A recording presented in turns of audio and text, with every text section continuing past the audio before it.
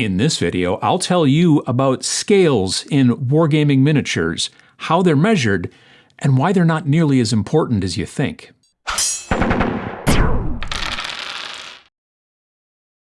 Wargaming is one of the few hobbies where you have to concern yourself about scale. I mean, well, there's probably also a lot of scale concern in model trains as well, right? Now that I think about it.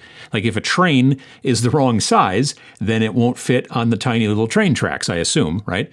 Therefore, having all of your trains the exact same scale is pretty important.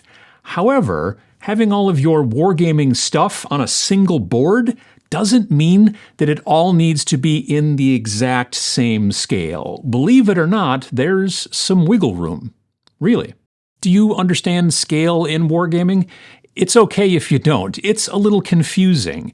Definitions of the word scale, in general, read from, a graduated range of values forming a standard system for measuring or grading something, to the relative size or extent of something.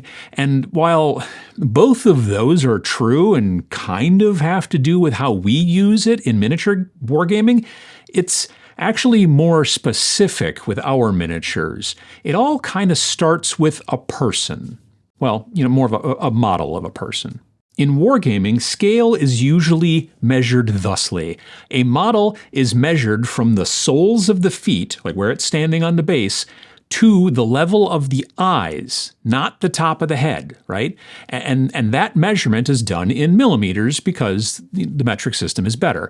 So when you hear about miniatures being 28 millimeter scale, which is one of the most popular miniature scales in current wargaming, then that's what that means, 28 millimeters from the bottom of the feet to roughly where the eyes are on the model. Other popular scales are like 6 millimeter, which is generally Battletech scale, although the little mechs aren't 6 millimeters tall, but if a person was outside the mech standing next to the mech, they would be 6 millimeters tall, so that's where that comes from. And then, of course, 15 millimeter, which is used in games like Flames of War, and many others. So scale is absolute, right? Like specific measurements done in millimeters, and everyone agrees, right? Well, no. You see, some people who make miniatures will sometimes work towards a little bit of a smaller scale, like 25 millimeter. Others start to head towards 30 millimeter or 32 millimeter with their sculpts. If you look at games like Marvel Crisis Protocol and Star Wars Shatterpoint, they make their models at 40 millimeter. Now, some say that this is to make the models bigger and more heroic, like the Marvel game is specifically about heroes, superheroes, actually. Others say that it's to make you buy all new terrain. But why would you need to buy new terrain? Well, because terrain also has a scale as well. It's based off of the size that figures are in relation to the terrain pieces, right? A 28 millimeter figure looks really out of place, or perhaps monstrous, next to terrain meant for a 15 millimeter scale game. A 6 millimeter scale Battletech mech looks really tiny next to 28 millimeter scale buildings. Honestly, the only really all-purpose piece of terrain at nearly every scale is the rocky outcropping. The good old rocky outcropping. It can work as basically terrain in nearly any scale for wargaming, from 6 millimeter to way beyond. So that's that. Make sure your models and terrain all match numbers scale-wise, right? But rocky outcroppings, they're always okay no matter what scale, so you'll be fine. And then everything will be great, right? Right? Maybe not. Like I said earlier, some companies follow different scale variations than others. If you stick directly to very specific scale numbers for your models in your games, then you'll probably be limiting the models that you have available to you for your games that you like to play. And limits aren't much fun, are they? Now, I'll admit, if you limit yourself to just the one game, then you probably won't have to worry. But again, what fun is that?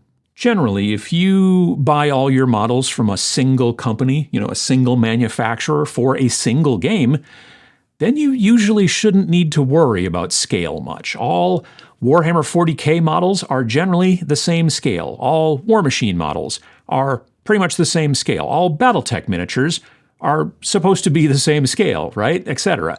The issues can come when you start to like mix and match from different companies, and then you 3D print some stuff or whatever, and you kit bash like fun models for games, whether they're miniature agnostic games or not.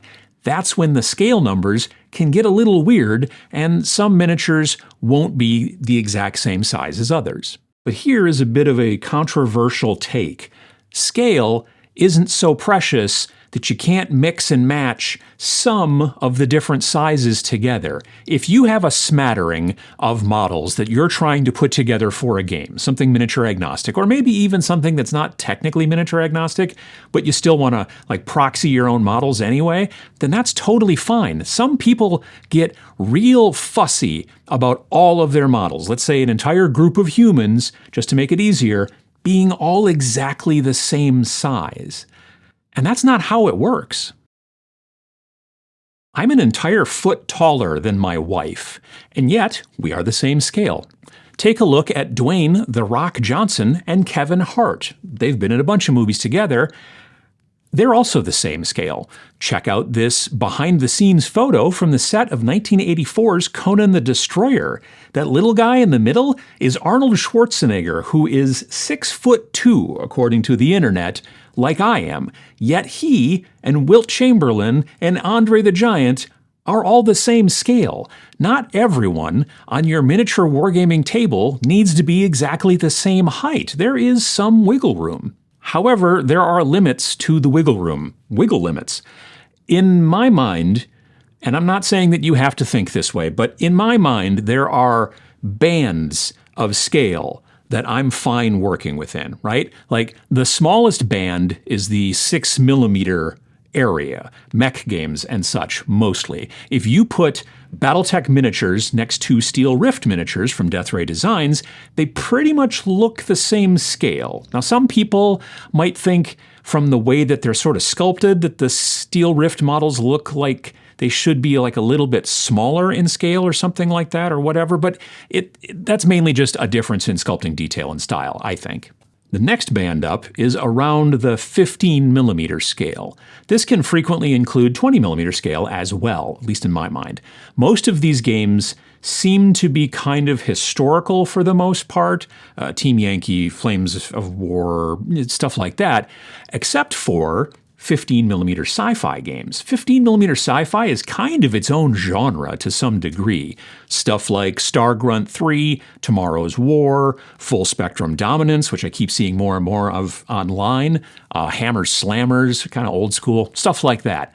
Also, you can play a lot of 28mm scale games with 15mm scale miniatures if you want. You just either end up having the measurements in the game. So if it says this guy's got a range of 6 inches, now it's a range of 3 inches or whatever. Or in many situations, you can just change the inches to centimeters. Then we head into popular territory, the 28mm scale band. This generally includes everything from like 25mm up to about 32mm models. Nearly all of the big, well-known miniatures games, and most of the indie ones too, right, are in this scale. This is the scale band I usually hear the most complaints from as well. I see comments about models being a few millimeters too tall or too short in comparison to what the commenter believes to be the proper size. But again, think of that photo of Arnold Schwarzenegger and his friends. Not all people are the same size. Fun fact, when you see an indie game that's called something and then it ends with the number 28, that's referring to the scale, right? Like, frankly, I wish more games would do this because then you could pick out the scale on certain games just from the name, right? I think it started with Inquisition 28, or more commonly, Inc. 28.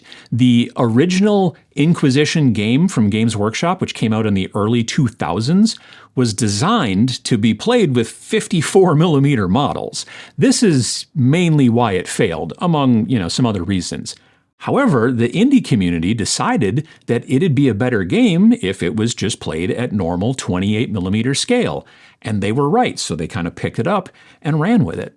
Nowadays, adding 28 to the end of your game's title lets people know that it's generally a narratively driven miniatures game, and it's also, 28mm scale. There's even a free downloadable magazine for the 28 scene called 28 Magazine, strangely enough. It's spectacular, and I highly suggest that you check it out. Link in the description. For me, the best thing about playing and kit bashing in the kind of 28mm scale band from 25 to 32 is that there's so many models to choose from, and the parts can generally be mixed and matched in kit bashing without too much problem. Then we head into the next band, which is kind of between 38 and 40mm mostly, right? Games you'll find in this area are titles like Conquest: The Last Argument of Kings from Parabellum at 38mm, and Marvel Crisis Protocol and Star Wars Shatterpoint from Atomic Mass Games at 40mm. One reason that some folks like this bigger scale is because it can be a little bit more fun and or easier to paint details at this scale. It depends on who you talk to. I can see that to a degree.